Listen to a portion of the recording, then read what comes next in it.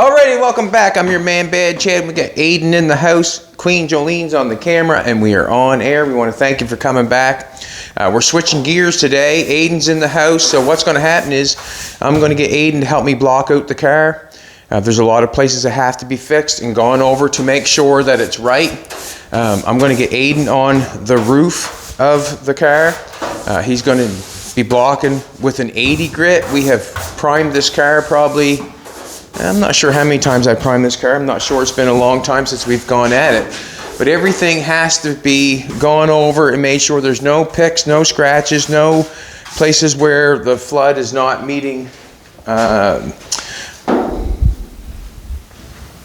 where the flood is not what? Hitting the ocean floor. So basically what I'm saying is the ocean floor, I want all the flood to be perfect. If you want to come up here for a second, Jolene, you want to show what's going on here. The block was run over this part here a little bit, but you still can see the guide coat areas. You can see where there's still sort of a scratch, dig mark, scratch marks going on there, scratch marks going on there. We got some scratch marks going on there. We have the fin in the center that's not really feathered out real nice. If you want to come back here, you can see where the sandpaper hit, and you can still see sanding marks. Like that was done with the DA, obviously, because the round marks are going like that. You can see that there. Well, we're going to try to block this car out so there's none of that whatsoever. And I'm going to show Aidyn how to apply a guide coat. You want to come over here for a sec, sweetheart? You can see how I did start some sanding here, and then you can see where the scratches are in the primer, underneath the primer in the filler, and we're using the primer to get rid of that. I always said it's 40-80 prime. That's how I generally do it. You do it however you want to do it, but I find the coarser paper, the straighter you can get things. As soon as you start making a finer paper on something, that's when things start getting wavy on you. So I'm going to guide coat this.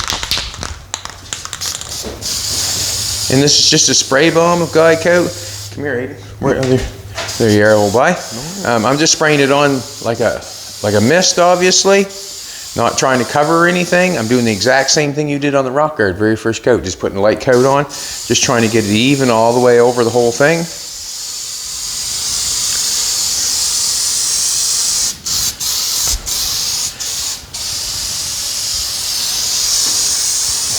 I'll give Aidyn a little block here. Aidyn's got an 80 grit on it. And he's just going to just wait a second here. We'll wait just, for a second or two. I find this stuff you can rub in with your hand sometimes, and it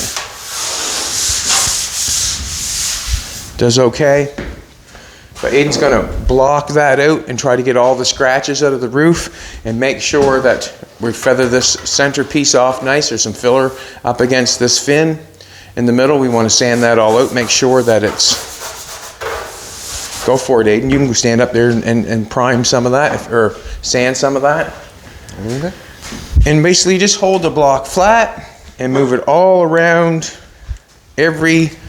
all over the place. And that way there, you're trying to make this whole piece of the roof one playing field.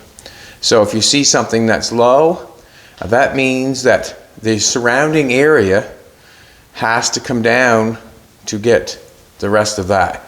And basically we do not want to, as soon as we hit the ocean floor is the metal. There's no going any further than that. And if we take it down in all the same playing field, we should be fine. So you can go ahead with your block there and go for it, sand away, and then we'll get Jolene to stand up after a while, and maybe we'll see what goes on or transpires after you sanding it and see what it looks like. Okay. I am fixing places on the car that need attention to detail. What I have done here is I have took the 80 grit and I've blocked the fender out. You can see I'm down to bare metal. I've got metal showing here somewhere. I've got metal showing right there. I've got metal showing up front. I've hit my filler, and I've also hit my glass. My glass would be first, my fiberglass would be first, then my filler would be second. But I'm hitting in all areas, so I'm going to slow down on that panel. Up here, up front here, if you recall, I dropped the engine on the car. I had to take that. I buffed it out with the grinder, and then I'm repairing it and putting it back. Up here on the front, we have the grill pieces in here, and I did not weld it from the back side. So I wanted to make sure that I welded it from the backside. When I did that, it lifted the primer, so I just ground it off and we'll reprime it again, which is no harm, no foul. I'm just going to go up here right now and sweep off this side of the roof.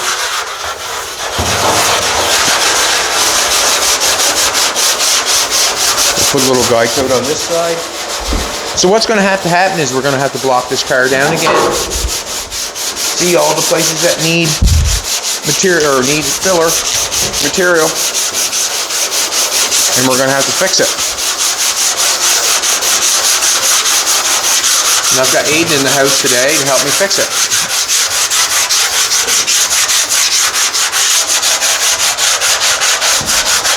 That's what's going on, and it's going to take a while. It's not something that happens. It's not something that happens overnight or one day or one shot. It's sort of like I was talking to Aidyn first when he first got here. It's like combat sports. I did a little boxing at one time, and when you get beat up a couple times and it discourages you, that's when you quit. Well, it's the exact same as this bodywork stuff. When it takes a long time to get something straight or to fix something or make something look right, it makes you want to quit. Well, this is one game that I did not quit because I must have wanted it bad enough. I must not have wanted to be the best boxer in the world, because I would have not quit. So on this body work business, it can be the exact same thing. After a while, it gets so hard, and you just get sand and body fill and making things, and it just don't turn out for you. You could just quit. But this is one sport that I did not quit. I must have wanted a cool ride, so I did not quit. So with saying that, when you're sanding your body filler and your primer and all that sort of stuff before you paint, try not to quit. And that's where it's at. Do not quit if something does not turn out for you. It's not like you're getting punched in the face. It's just that you need a little more practice. I noticed I noticed on the internet there's some new blocks out and how to get your car perfectly straight with these new blocks and that sort of stuff. Well, I hate to tell you, it's all in you as a person, whether you use a small block or you use a long block or you use a DA. It's all in you how you practice and how you do it to get it right in time. You're not going to grab one certain block and get the straightest car in the world, if you know what I'm trying to tell you. It's all in the practice and how much you do it, how much you want it. You can only make so many different blocks. Like you can get a block like this. It's got a nice handle on it. It's called a door block. It's a nice handle. But I can guarantee you one thing, and whether I use this block or I use a block like Jim uses with the hand, I've got a couple of them. I'll show you right now as far as that goes.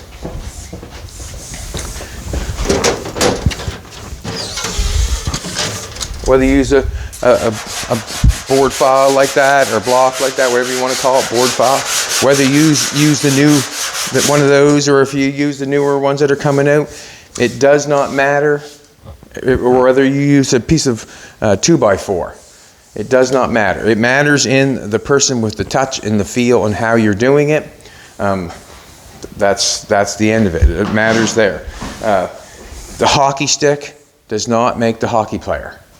The boxing gloves do not make the boxer. So you do not need the biggest, most expensive tools and blocks and that sort of stuff to make an awesome car. You do not need it. It's just like the four walls of this garage. You do not need the biggest, best garage in the world to build a show car. A show car could be built in a cardboard box. It's called the will and the desire and the hands. The hands build the car, not the tools. As you look up there, there's not many tools. When you looked over here, How many people have built a car like this? It's just basic common sense. But it does not. But it takes a will and a want to be able to get there. It takes a will and a want. So as Aidyn's sanding this, it takes a will and want to get it straight. So you should be rubbing it full time with your hand, making sure there's ain't no waves in it at all. You know what I mean? Just checking it over all the time. Just making sure everything feels good. And the only way to make sure that everything feels good is to hold that hand flat and to rub it all different ways. We want it all to be one playing surface. We want it to be a flood. We want everything to come out one level. So that's basically what we're going for. I'm going to go for what I'm doing. Aidyn's going to do some sand on the roof. So we'll just every time I see something, we'll just pay attention to what's going on, and I'll explain it to Jolene. And that way there, it explains it to you. I have a spot here where the engine had fell and hit that. And I had a spot there that I had to dig off because I had welded or cut something off the backside and it blistered the primer. You can see how I've got 40 grit scratches down here. 40 grit scratches. You see them down here. You can see there. Well, all that stuff has to come out. I've got an 80 grit on the primer. 80 grit, not a 220, not a 120, not nothing. I've got an 80 grit. What I'm trying to do is I'm trying to use that primer as a filler to repair and fill the scratches. This primer's been on here for a long time, and I'm going to sand it off. And also, I have got a lot of material on this car, and everything I put on it is weight. So as I'm sanding it and taking off primer and taking off filler and taking off stuff, I'm taking the weight back off it, and I'm only using what I have to. When I put the filler on here, I sanded the primer before I put the filler on to make it adhere. This is a feather fill primer. You would not want to do that with your lacquer primer because your filler will not stick to your lacquer primer. This is a polyester primer, and the body fill is more or less the same thing. So what I'm going to do right now is I'm going to show you right now, I'm going to try to sand these scratches out with the filler in this little block.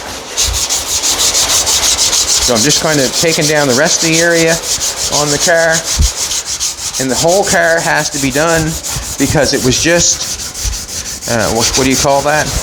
It was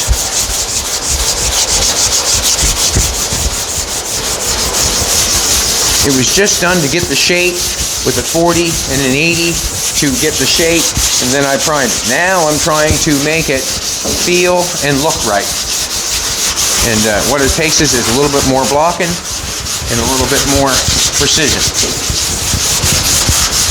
Holding the block, I could dig at that and try to get them scratches out, but that's not going to do me no good. I want to hold this little tiny block as straight as possible, flat as possible. I am not hitting no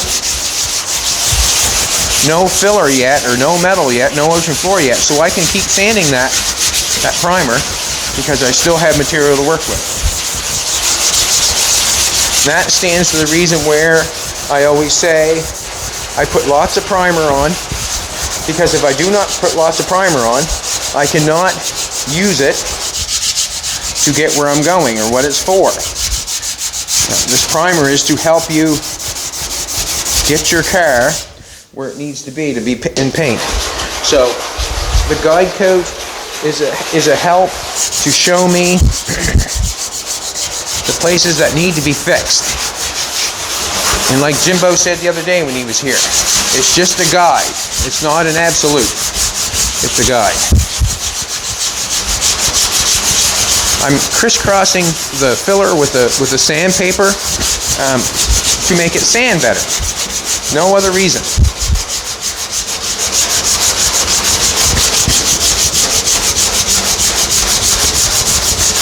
I like putting the body filler on top of this primer. I really do. Sometimes I feel like I would like to prime a car and then fill it out, and the reason being is I find that the filler feathers off so much nicer.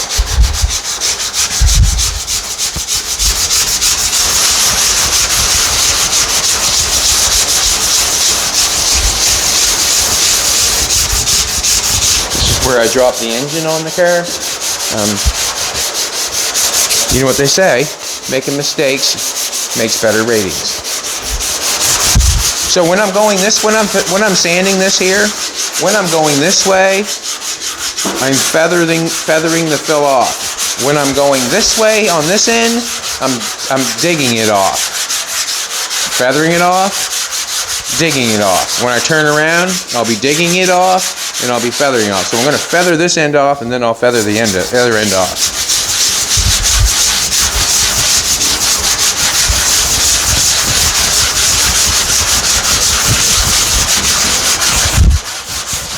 Back down here where the scratches are.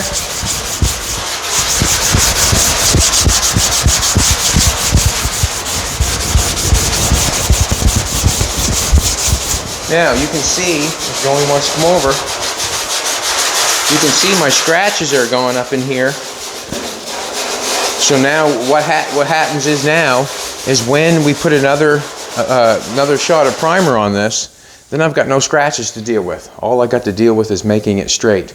So I've actually repaired, took the scratches out of it, repaired it, got the scratches out of it ready for paint, and also made it straight because I'm using a block. When it comes to this body filler, I'm just trying to fix the repair. So I'm going to go to the other end and I'm going to try to feather off this fill.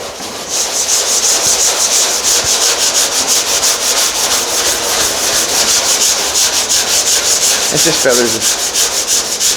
feathering it off.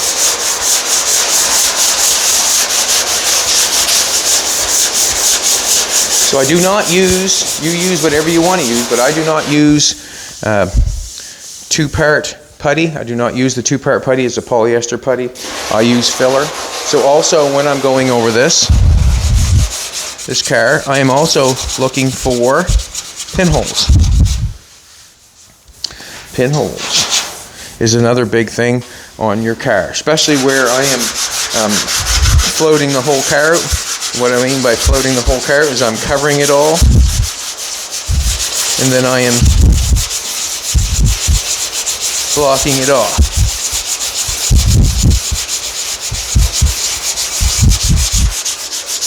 You see how nice that feather's on, which was just exactly where I took it off. It stayed on, really nice.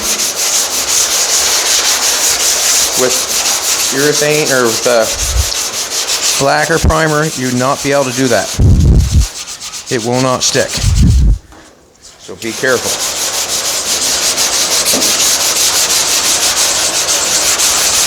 Let's go up and look on Aidyn's roof for a second. Let's check him out and see what he's doing.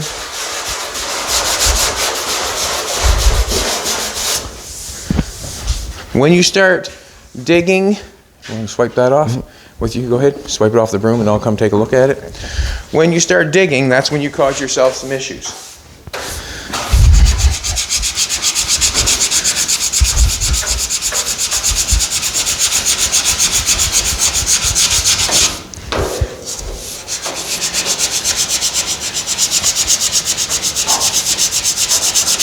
See any scratches, Aidyn? Any 40 grit scratches or anything? There's one right here in this Okay. center. Not gone through anywheres? Nope. So you're still going good then. So you know what you're going for to get off. So you know that you cannot just sand on that one space and get that thing out. You have to take the whole surface off until that comes off. And you keep feeling it with your hands to see if it's feeling good. Also, it's just like welding. You're blocking it, you're doing it all over, and trying to think you're doing it right. Well, you want to take that hand and touch it and feel it and go all over it to make sure that it's feeling good. Just like when you're welding, you want to weld something up and you want to take your hand in your glove and see if it's hot or not. It's just to let you know, it's a guide whether you're doing the right thing or not. So you should basically run your hand over the whole thing, feel it all, and see if you can feel any issues whatsoever. And if you feel an issue, well then that means you use your brain and say, how do I fix it? If you can rub along there and you can feel like you get a high spot going on, maybe give that one a couple swipes more than you would give the rest of it. Okay, and bring it down. And try to bring it down to the level surface. We are on a round surface there all this whole car is round, so you can get away with it not being perfectly straight. And the reason being is there's nothing straight on the car. It's all round. Like I can't look down this fender and go, it's not straight. Well, it's round. Like there's nothing to say it's whatever. But what we want to do is we want to get it as smooth and as round as possible is what we're looking for. But this car is probably a really nice car to paint because you're not going to see a whole bunch of bad ripples in it. You're not going to see that because it's not a flat and straight car. Maybe on the side of the doors, maybe a little bit, but you'd have to, you can't even, maybe a little bit. But this car is round like a Volkswagen Bug. You can make things not so perfect and still look good. So basically he's just running his hand over there. To put a long board on that round roof, you can put a short one on it, you can, just as long as you're feeling it over, then it feels good, right? What I'm trying to tell you. And every once in a while, give her a swipe off and feel for it and see if it feels good. And don't give up. There's a difference between sanding body fill and getting punched in the face. There's a difference. Believe me. It might feel like you're getting punched in the face, but it's very gratifying to build something and be proud of yourself that you've done that.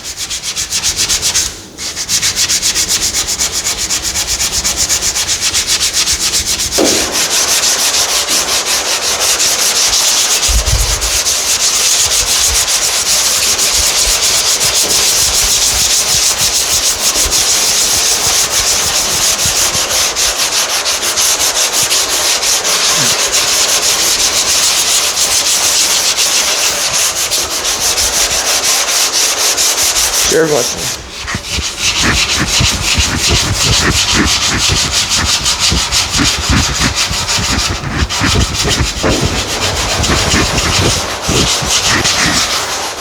how are you this morning, Jolene? You're doing good? Good. Awesome.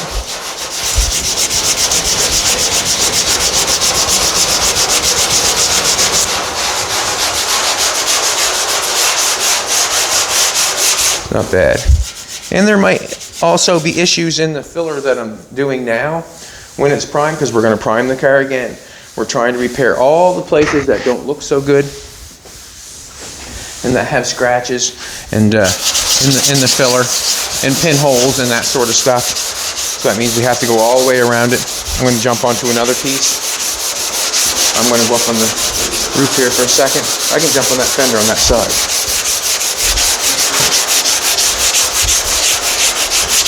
And I do like these blocks, the door blocks, because the other one's got a handle on it, and you kind of, this one you can do with one hand. The other one there with the handle on it and the thing up front, it's more or less you have to do both hands. Let's do this fender here a little bit. Let's see what goes on. You can see right now at the present moment, as I'm swiping that, the block is hitting there, and we got an empty spot in the center. Do not want that. You know what I'm trying to tell you. We want that empty spot. What I mean by the empty spot in the center, you can still see the guide coat. It's a guide telling me that this is higher and that's higher than that. Don't want that.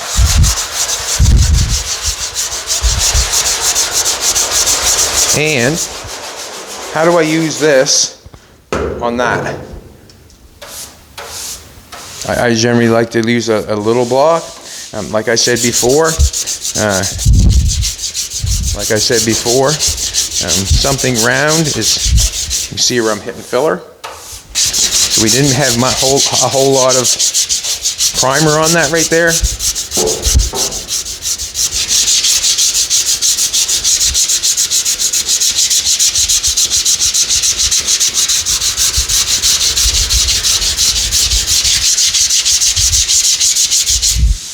Feeling it with my hand. I'm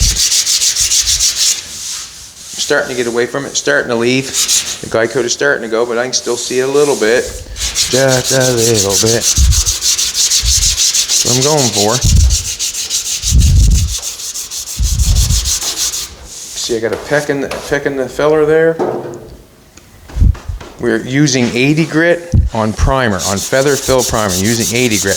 Using 80 grit because I want it to be straight. I'm going to prime the car again. It's probably had one prime or two, yeah, it's had one prime or two primes, I'm not sure. But that's what it takes to make something. When you've made a car, you have to think about that. I got all kinds of little pieces that are welded in this car. I think there's 1, 2, 3, 4, maybe 5 pieces welded just on this side of the fender. I have a couple welded on this side. But you have to think, I have to bring that all together to be one playing field. And in order to do that, it's called filler.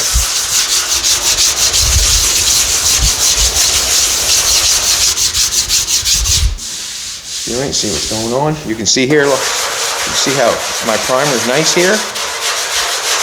I'm sanded over here, but you can still see guidecoat there. So that's telling, that's a guide, just a guide. Like Jim said, it's not an absolute, but it's just a guide letting me know that I got to get this primer down, that primer down a little bit to get rid of that, because there's a low in there. There's a low in their flood.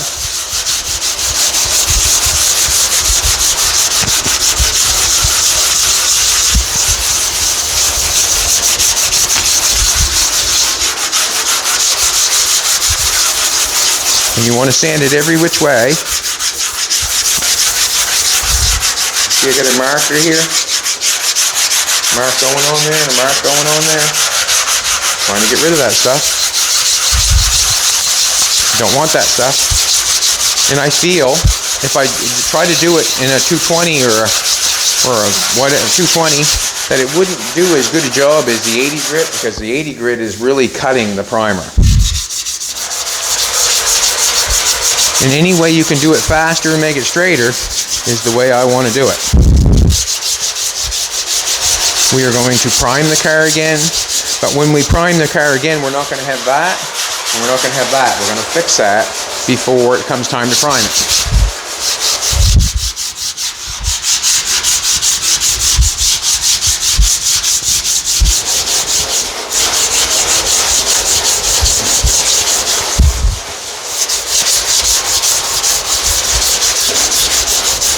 I did not try to wet the housing yet, to take off the thermostat housing. Did not try to do that yet. Aidyn's here this morning, and I want to work with Aidyn on the body of the car, so I'll be flipping back and forth. When Aidyn's not here, I would probably end up trying to do that. But there was I think the scene this morning, or maybe this morning, should have welded the hole shut and then drilled and tapped a new hole in the intake. Could not do that. We would have done that probably because it would have been easier than doing that.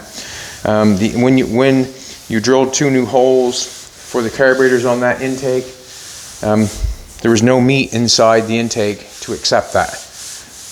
So to weld the 2 holes shut that were wrong, and then drill 2 new holes ahead of it, it would not accept it on the inside of the intake. We went over that with the machinist, and he said there's not enough meat there to do that. So that's where we left. You can see our body fill is too high here because we still have primer, we still have a low spot, we still have a, Jolene turning my mic, she wants good sound. We have a high spot in the filler because we have a low spot. We have primer and we have filler, so there's some fillers coming off to get our low spots. That's okay. We're just taking product out of the car that we put in it, and that's what it's all about.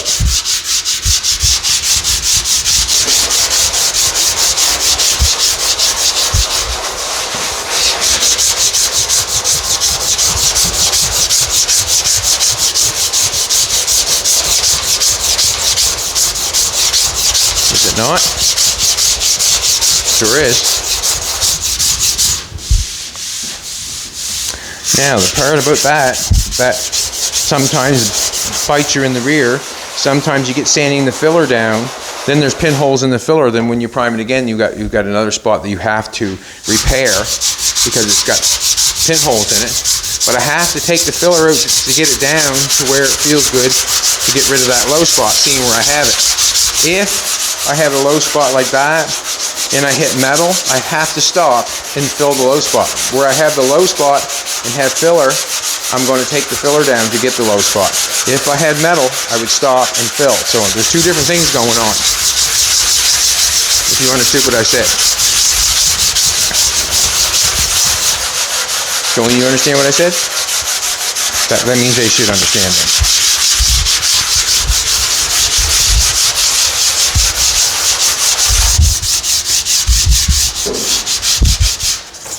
How you making out, Aidyn? Yeah, not too bad, not too bad.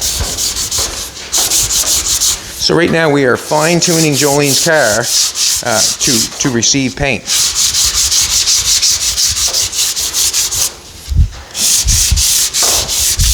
On a flat car, we would probably use more of the long block. Where it's a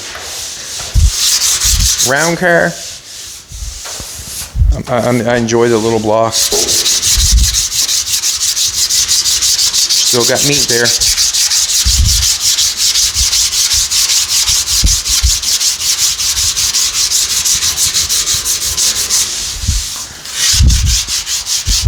Crisscrossing all the time because I want it to come down the same on all areas.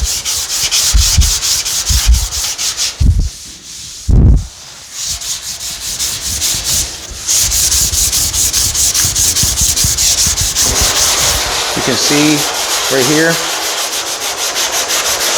I got like a low spot. That's guidecoat in the low spot. I've got filler, so I'm still allowed to come down. If there was metal, I'd have to stop. The metal is the ocean floor. We want a flood on the whole thing. As soon as you hit metal, it's over. Unless you want to get out your hammer and bang in the metal and get it down so you can do that. You can do that. But basically you're going to the same place. You're just knocking down your ocean floor so you can put filler in.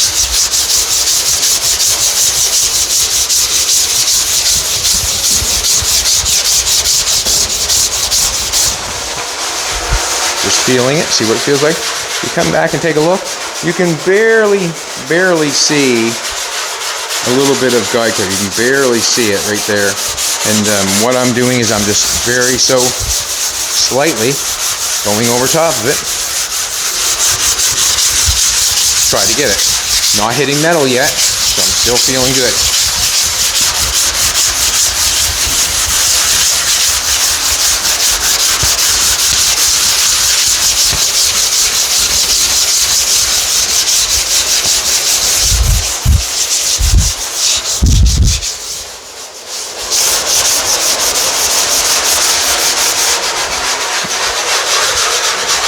Aidyn's doing circles, and that's yeah, awesome. I want to take your spot for a second. Take a look. Aidyn's doing circles, and you're allowed to do circles. You're allowed to do circles. Come up and take a look at Aidyn. What's going on with Aidyn here? I'll let you stand on that, sweetheart, and then I'll explain it a little bit.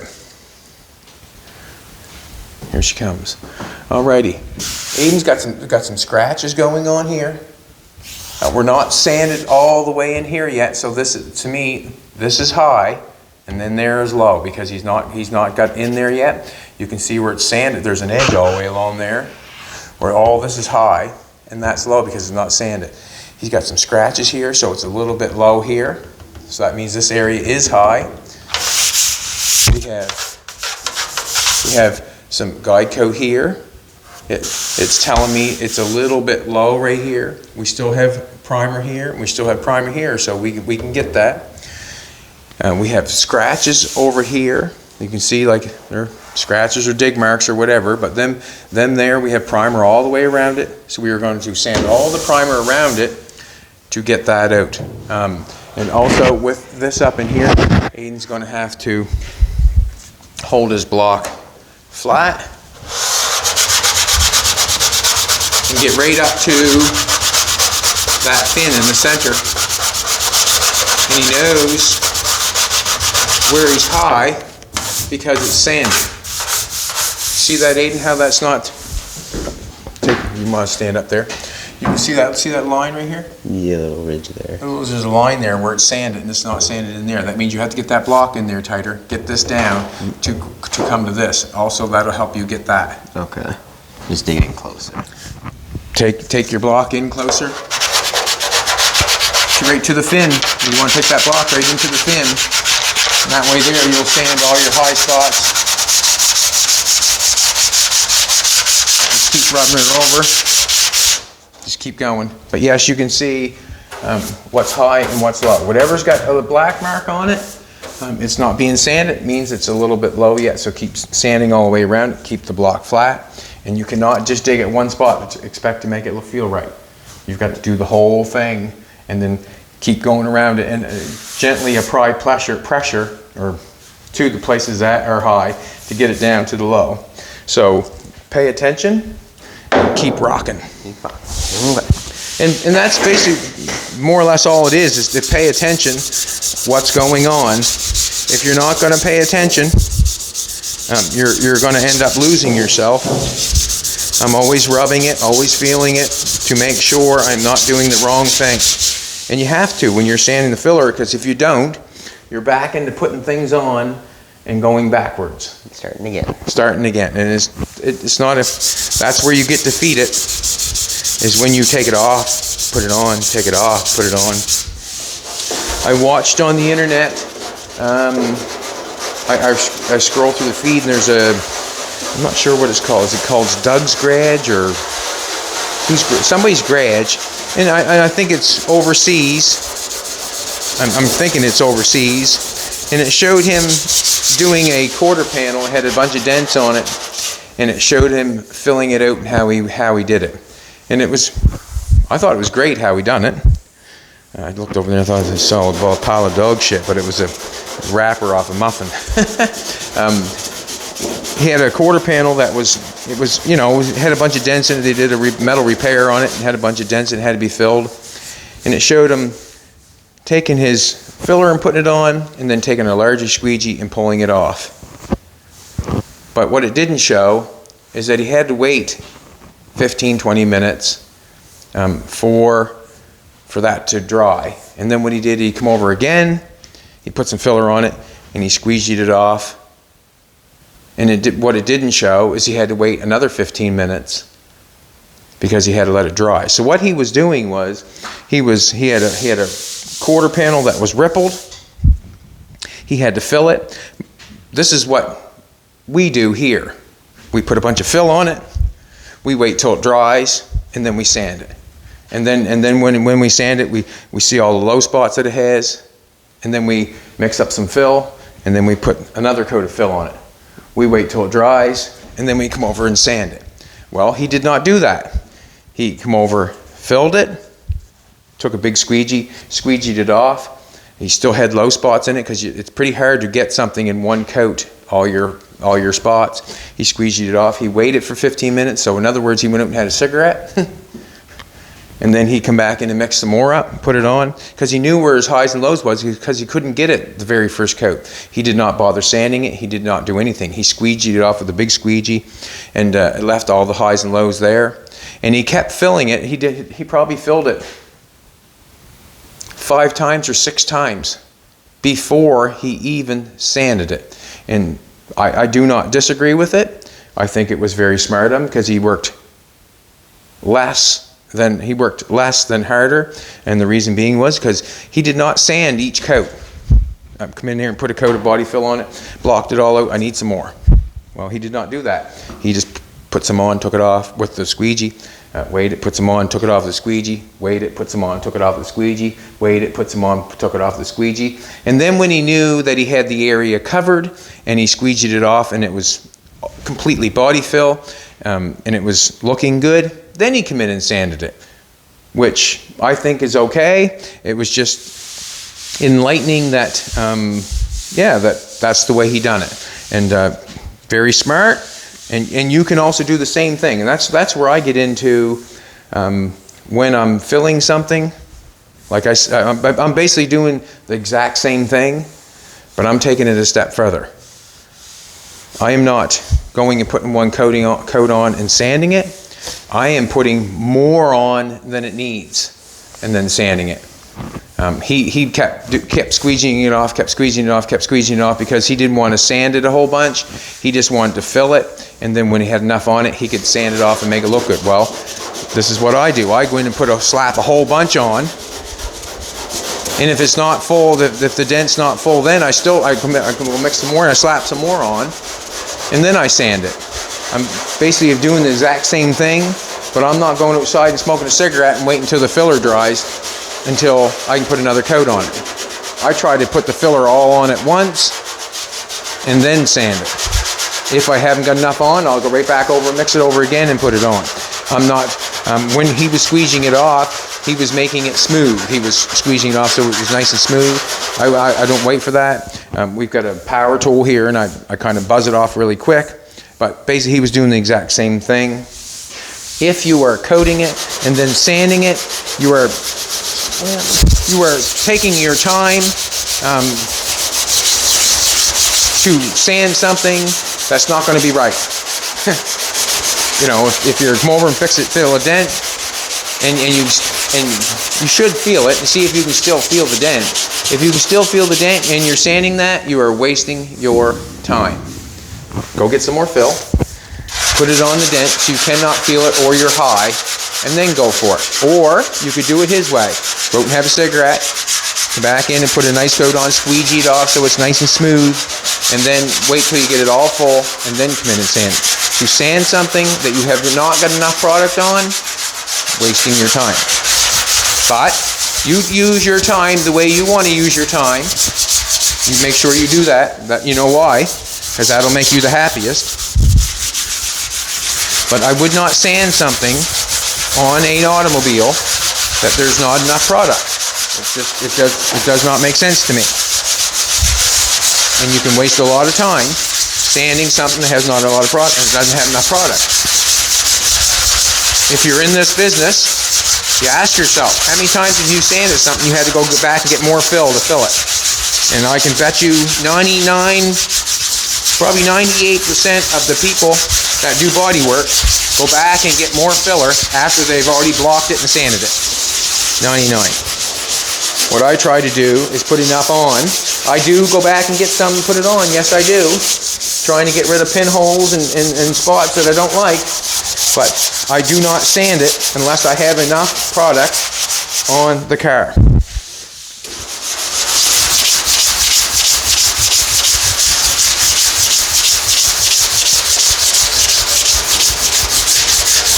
And to me, in all honesty, the guy that was, waiting for the stuff to dry so we could squeegee another bunch on, was sort of wasting time too. But where he took the camera and he cut it and he put it in fast motion, you would not know that. You would not know that unless you were a body man. So it was kind of a false pretense, but yet a great idea.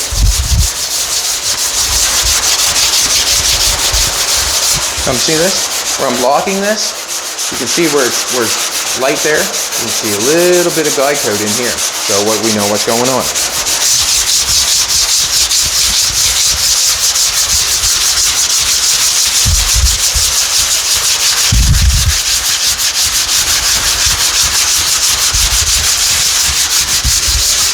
We have electricians here today.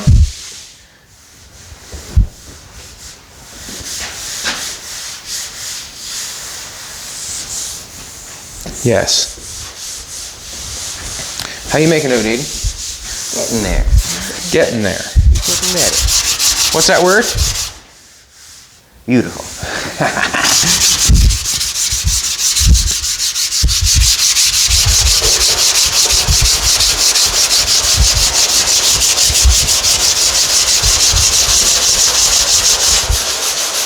Just feeling it over, seeing what I got. Body fill is high. Primer's my flood. And no metal yet. So I'm just going to keep on rocking. And I really don't want to hit metal, to be honest with you. But it's nice to take out product that you do not need. And that's what I'm doing right now at the present moment. And I'm using the filler and the primer to get where I'm going, to make it nice and straight and flat and smooth. So when it comes time for me to put paint on Jolene's car, she will be happy.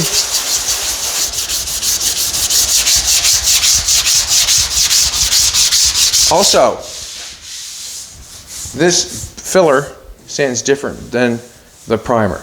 When you start, if you had ever noticed before, if you've filled something and you've got rubbing and you've blocked it all out, and you've got places that you've got low still, you did not put enough product on, you go back and you put more product on. The product that you put on and the product that you have on there is two different sandables. The one that's been on there longer is harder, and the one that's been on less is softer. How do you get something feeling good and make it feel right if you've got two different or three different sandables? And what I mean by hardnesses or thicknesses, it's very hard to get that to rock and roll. Where I'm sanding through on this, I'm using an 80 grit, so I'm hoping that I can get both of them to match up nice.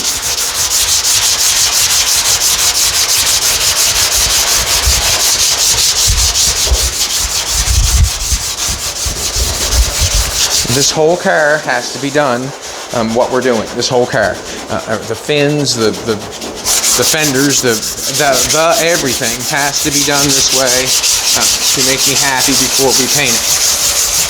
And it's a long, drawn-out process. It is. And it may be one of the most important, well, I guess it's all important, but it's one of the most thankless jobs it is.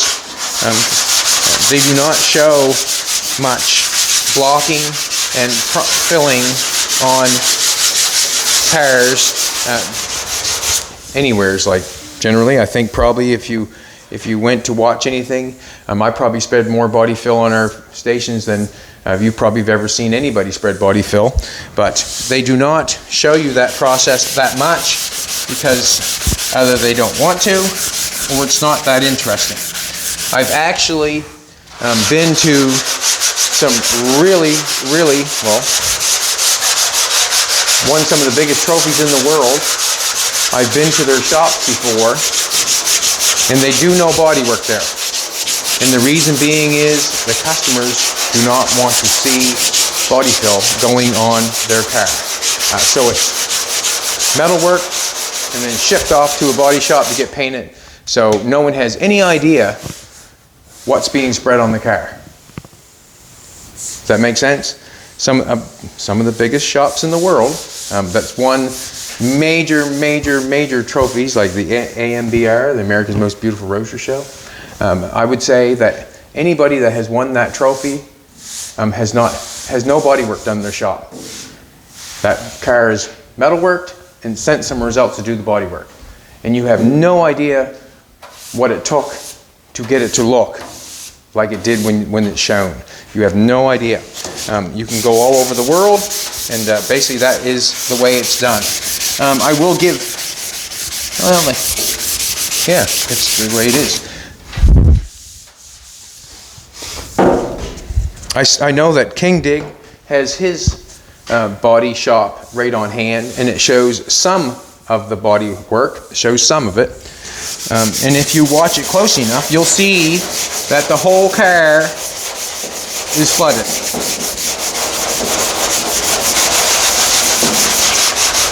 They did a green Pantera on there. That car was absolutely gorgeous, what they did to it. You know, I thought the car looked gorgeous when I seen it.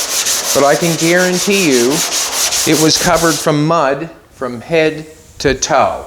I can guarantee it. So if I took a key and went like that anywheres, there would be body fill come out of it. I guarantee it. Did you know that? I did not. Okay, well, I'm just told you that. And I'm known not to lie a whole bunch.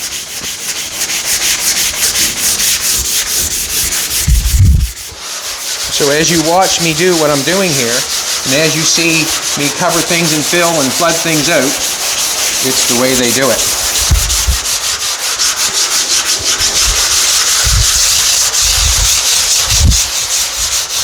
How else would you do it if you didn't have, you know?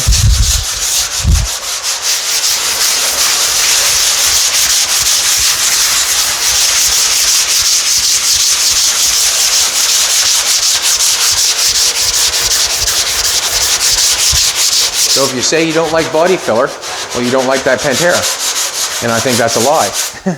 You know, if you don't like, if you don't like body filler, you don't like the AMBR cars. You don't like them because they're covered in fill, covered.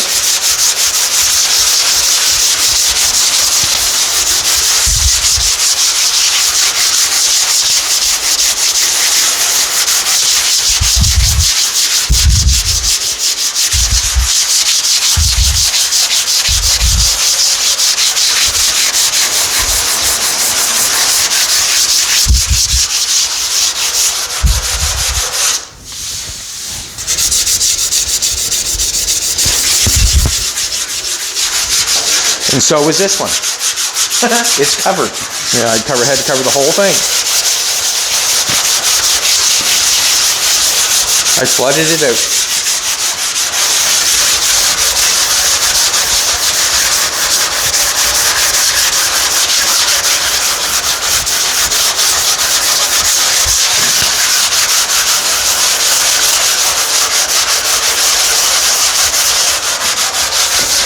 I took in up here where the grill, where I made the grill part here, you can see if Jolene wants to come over. We've got some flat bar in here for the grill, and I welded it on the front side, but I didn't weld on the back side. I would not want to drive the car and then have the grill come loose and have to weld it after painting. But I went in there and I welded on the back side each one of those things. You can see where I welded it. You can see where I welded that on there just by hitting it with the grinder. And anyways, when I took the primer off it, it was thick, wasn't it, baby? There was no filler on there whatsoever. But the primer was really built up. It was quite amazing how thick you can get it if you want to keep using it. And it can be you can fill it up quite thick, and that's still called filler. That's what this stuff is, sprayable filler. And the only reason I go on about it sometimes is because if you're fixing your car and you have filler on your car, you're doing the exact same as everybody else. And I do not want anybody to think that, oh, I got filler in my car, it's not as good as there, or people say, I got no filler in my car, I don't like filler. Well, you've never done body work before. If you hear somebody talk like that, and you've got filler in your car, and someone says, well, you've got a bunch of fill in that car. Well, so does everybody else, so you're human. That's the only reason I tell you stuff like that, is because I want everybody to know that everybody else has filler in their car. Why can't you have filler in your car? Exact same thing as when people say, well, I don't like metal layered over top of metal. Well, that's how a car is built. If they do it, why can't I do it? And I just want everybody to know, as you build in your car and you have filler in it, everybody else does too.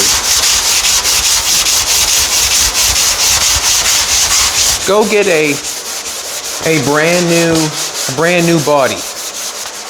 I don't care if it's fiberglass or if it's steel. Go get a brand new body. If you take it and you build it and you take it and you want to go get it painted, I guarantee you, the body man is going to want to fill your car out because it does not feel right. I guarantee it. The body lines aren't going to line up. They're just things that are not going to feel right, are not going to look right when they paint it. So you can get a brand new body if you want to, fiberglass or metal. And when you take it to get painted, they will want to fill it.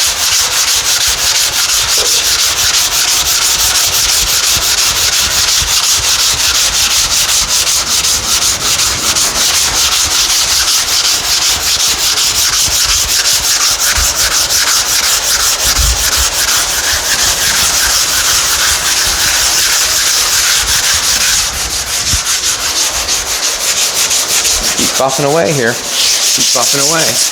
Make her feel right, Chetty. Make her feel right.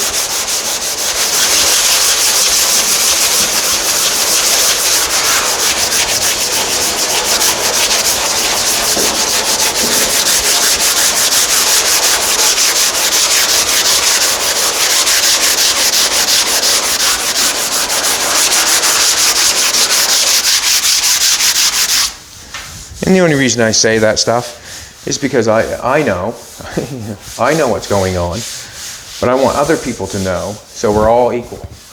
That's what I'm saying it for. So when you see this car on the internet, and they've chopped it, and it looks absolutely gorgeous, and everything's fitting just perfect, make sure you know, when it goes to the body shop, someone is filling that out. Make sure you know that. They are not spraying bare metal. And when you watch a TV show, and they say, do a firewall, and they bead roll it all, and they weld it all in there, and say, oh, it's a shame to paint that bare metal. Shame on you for lying. You have to fill that out before you paint that, and that's where it's at. Don't fall for that stuff. Do not fall for that stuff. It's just like you and I.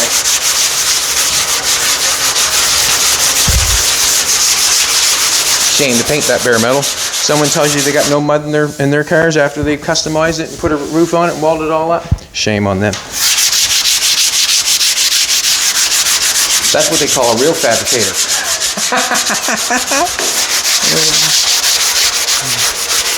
That's what they call a real fabricator.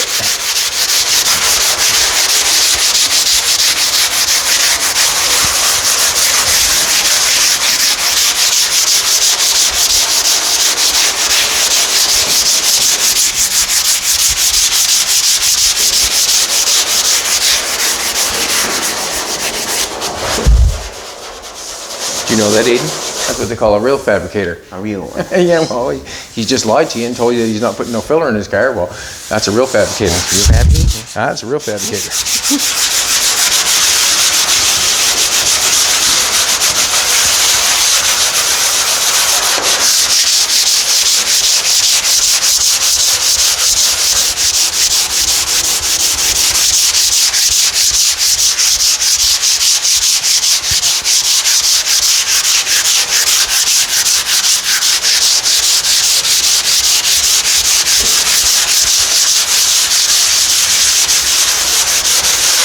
Using the primer here, see I got scratches in there. I want to try to get them out. That's what that's all about. That's what it's all about. Some scratches right here. That's what that primer's for. And there's another thing. If I do not have enough primer, I cannot get the scratches out. I do not want to stay right there and just go sand. No, I want to sand the whole thing and then keep taking it down as one surface. Where we're getting down low like this, and we got a nice flat area like that, it probably would be nice to get the board file and go down there. Yes, it would.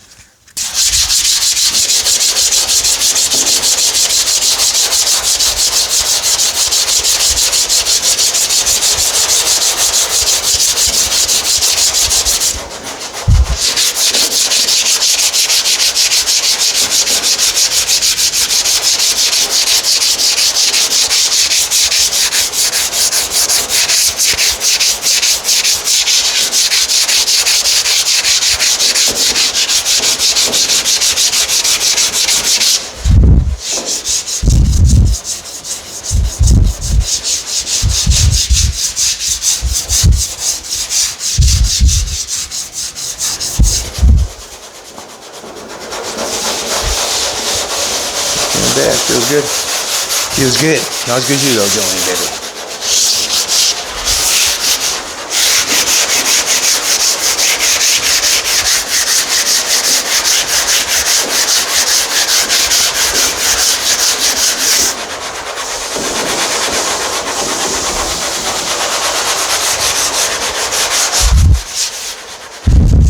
So this car here, when we sand it all down and get it blocked off, it will not have to be absolute perfect. And the reason being is because it's round.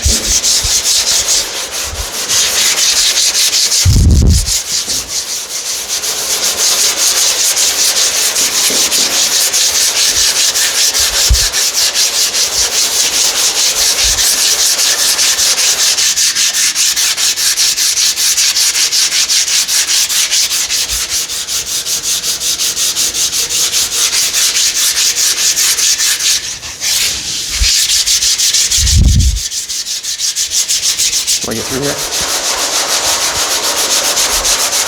You can see right here, kind of got a shadow going on there. You can see right there how I've got filler there, got primer there. I still got a low spot in here. I have to take this area down to get that. And if I hit metal before I get that, well then it's over. I have to fill that. Hope that makes sense.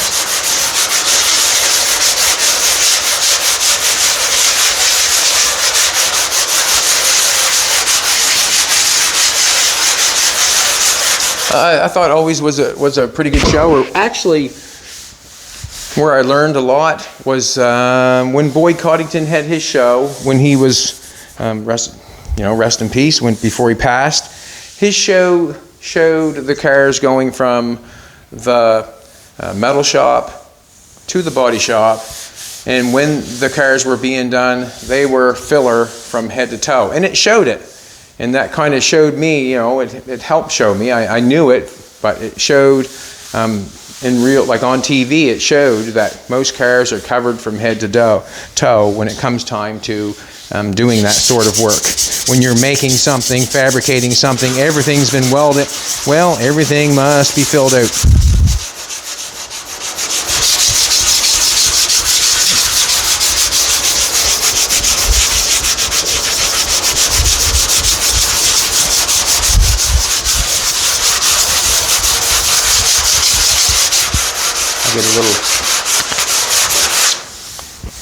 I'm gonna get a little light there. I'm kind of in a dark spot. How you feeling there now, Aidyn?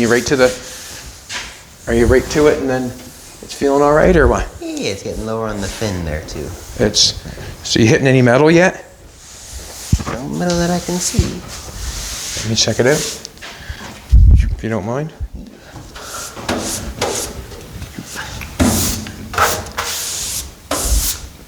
Alrighty. If you want to come up and take a look, Jolene, come on up. Just so you know. And that's all it's for. You can see, come here, Aidyn, you can see, or whatever side you want. You can see we need to come down in here a little bit further and get rid of that. See how that guidecoat's there? Yeah. See how the guidecoat's there?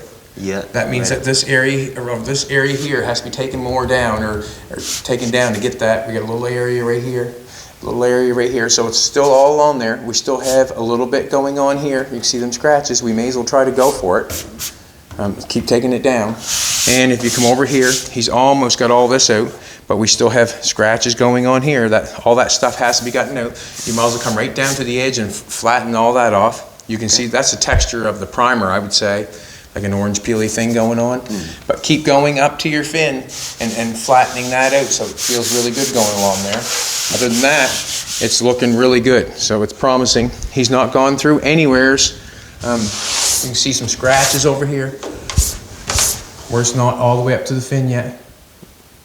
Got to be careful of hitting the fin. You can see where your sandpaper's hitting the fin when you're going like this. Yeah. It can make a dig mark in it, so you got to be careful of that. But it's going good. I'm going to go back front, keep cruising. Right. So you're going to keep blocking the whole roof, but yet you're going to pay attention to where the fin's at, or on the fin there, so you can get that down so it's flat there. And take your sander and go right down to the window, right down over. Do not try to take this off here nice and round. We got a line going on here. We don't want you to mess with the line, so more or less we just want you to stay right around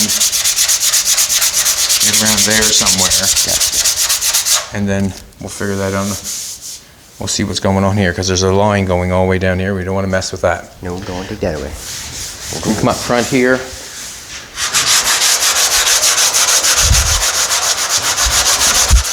You can see how I got filler going. I got glass here. I'm getting close, and I've got a low spot there. I'm going to try to get that.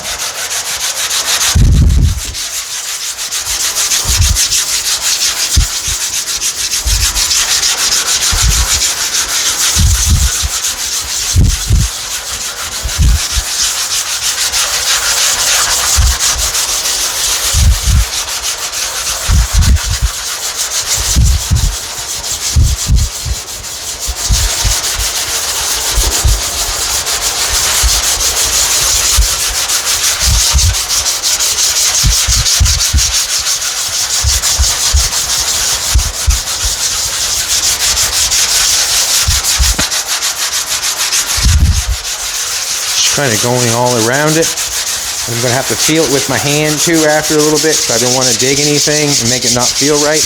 But I am not hitting any metal anywhere yet, so I'm feeling pretty good about it. Got a little spot down here.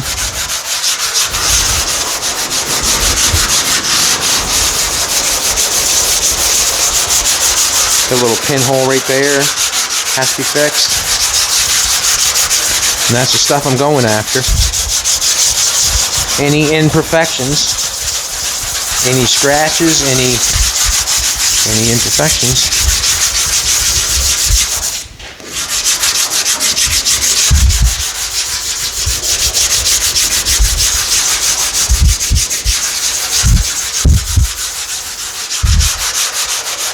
I'm going to grab a new piece of sandpaper.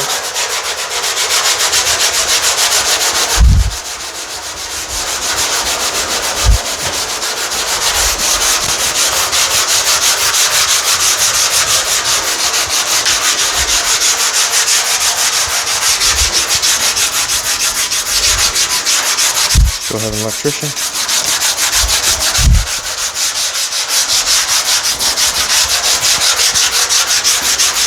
That's what happens in the shop when you have magnets here. You see all the metal on there.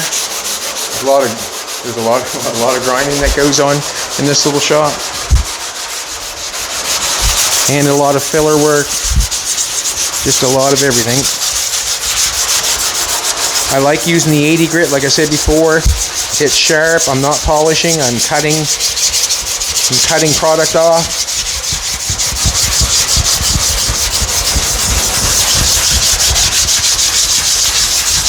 Crisscrossing it every which way because I want it all to feel good, not just in one area. Take my hand, I'm going to rub it. Rub it, rub it. What? Joey's going to hold the light.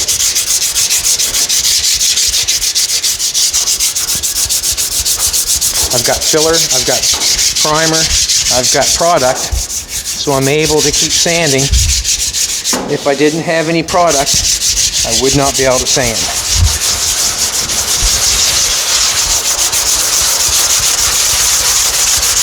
Gonna go for it a little bit.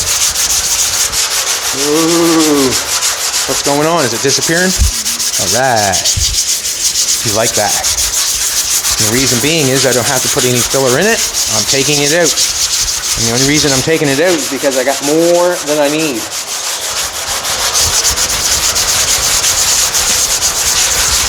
If I did not have more than I need, I'd have to go back to the old mixing station and mix some up. And then wait for it to dry, and then try to make something that's softer than the product I have on the car, and try to sand it and make it feel right. And it's hard to do.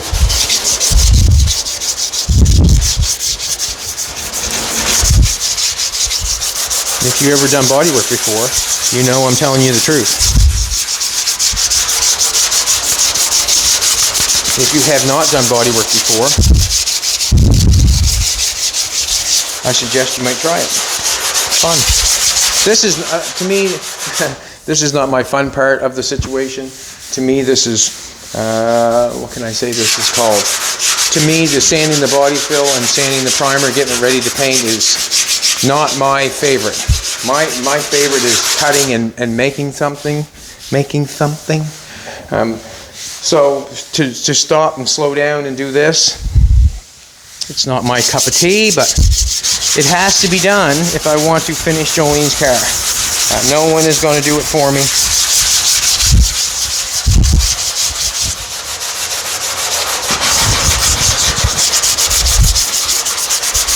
Can you give me a little light right there, sweetheart? Okay. So, that little guidecoat helped me out a lot there. It showed me that I can take that off and still make it feel right. The filler sand it, the primer sand it, filler sand it, so I'm saying they're feeling pretty good.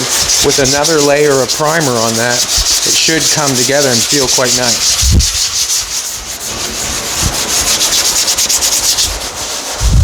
And that's why some of these cars, I spray 4 and 5 coats of primer on them, because I want it to help me to get where I'm going. And where I'm trying to get where I'm going is trying to make it all one playing field.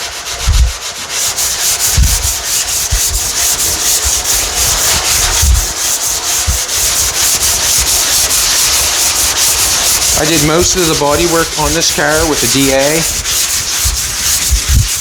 Most of it. And it's a good start. Or I think it's a good start. It's a quick start to get things rocking and rolling and getting it where you want to go.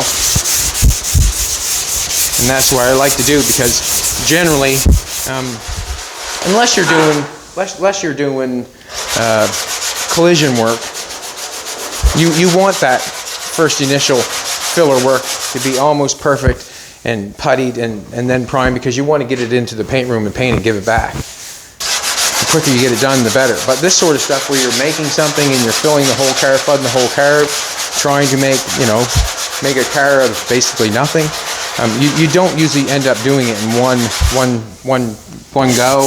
It does not happen that way.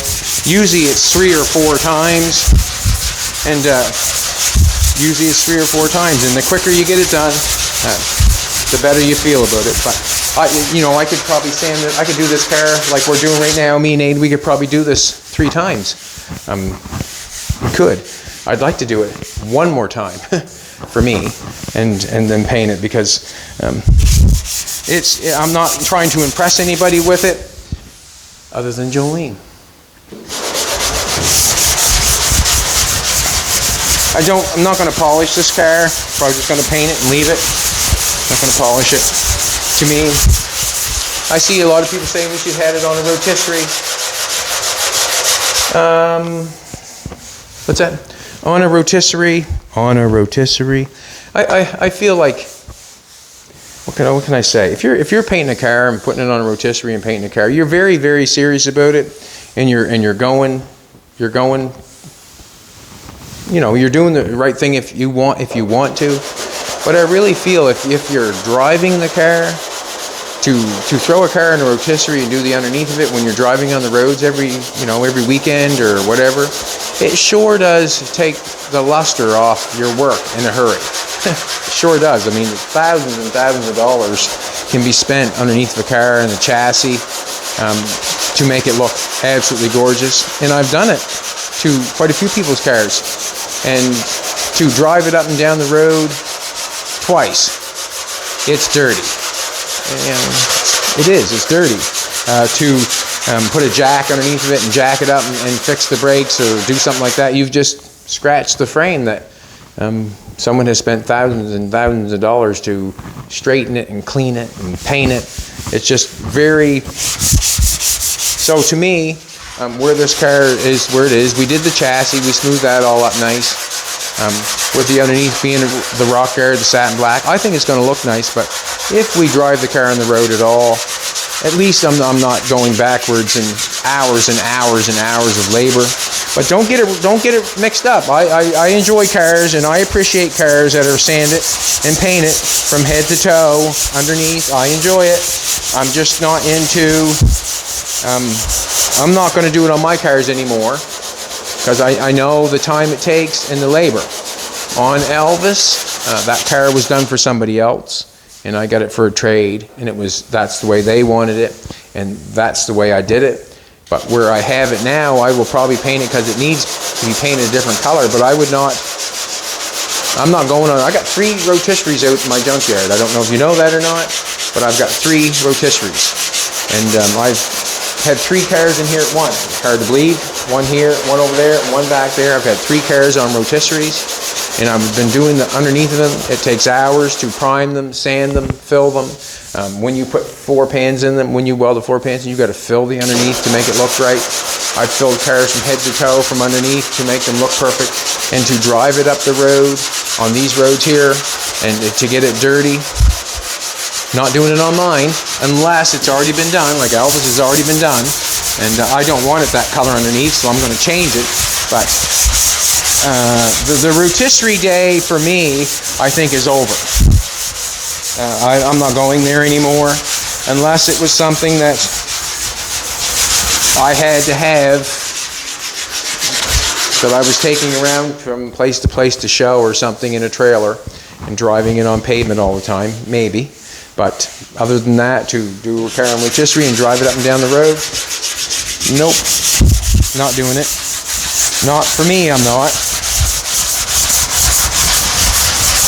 So you can see how the primer's going here. I got a little bit of guide coat showing here, so I'm just going to block it off and get it feeling good. On the other side, it didn't feel as good as this one. Got a scratch right there. Got some fiberglass right there.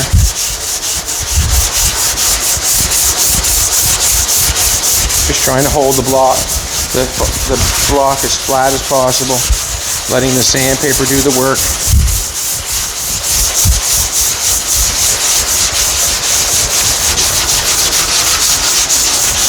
Getting dirty, I am.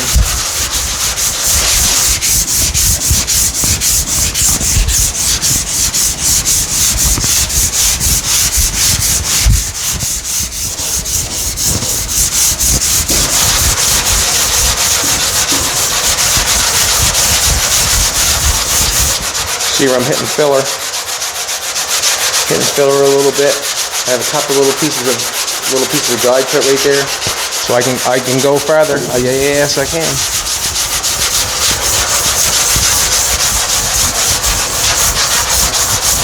That's why it's nice to have more on than you need.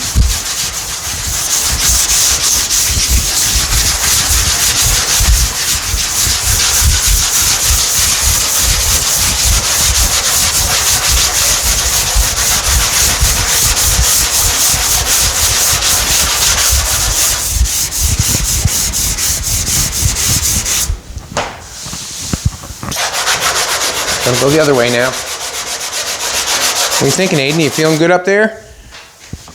You're still gonna have to dig up in there, aren't you, a little bit? Yeah. That's looking better across there, though. You get more up towards the spine. I know that the roof is going to look good in this car because Aidyn did it. That's what I can tell you.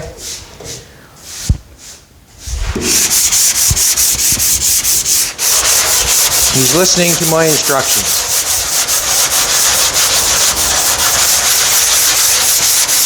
All right, everybody, we're going to shut her down. We're just going to continue blocking the car out and trying to make it feel right.